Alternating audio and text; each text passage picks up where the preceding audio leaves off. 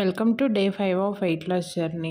So ఇవాళ tip ఏంటంటే breakfast skip చేయకపోవడం ఎంత ఇంపార్టెంటో, సేమ్ టైం మన బ్రేక్ఫాస్ట్కి ఏం తింటున్నాం అనేది కూడా చాలా ఇంపార్టెంట్. సో ఎర్లీ మార్నింగ్ ఫ్రూట్స్తో అస్సలు స్టార్ట్ చేయొద్దు. ఏదన్నా తినేసి దాని తర్వాత ఫ్రూట్స్ తీసుకోండి, లైక్ ఎగ్స్, ఓట్స్ అలాంటి ఏదన్నా హెల్తీగా ప్లస్ ప్రోటీన్ అండ్ ఫైబర్ రిచ్గా ఉండే ఫుడ్స్ తీసుకోండి. చాలా ఇంపార్టెంట్ బ్రేక్ఫాస్ట్కి. సో అది మీకు ఫిల్లింగ్గా ఉంటేనే లంచ్కి, డిన్నర్కి కొంచెం లైట్ మీల్స్ తీసుకుంటారు. లేదంటే ఆకలి ఎక్కువేసి హెవీగా తినేస్తారు. సో అక్కడ మీరు బ్రేక్ఫాస్ట్ మేనేజ్ చేసుకోండి ఫస్ట్. సో ఇవాళ సేమ్ మార్నింగ్ 6:30కి లేచాను.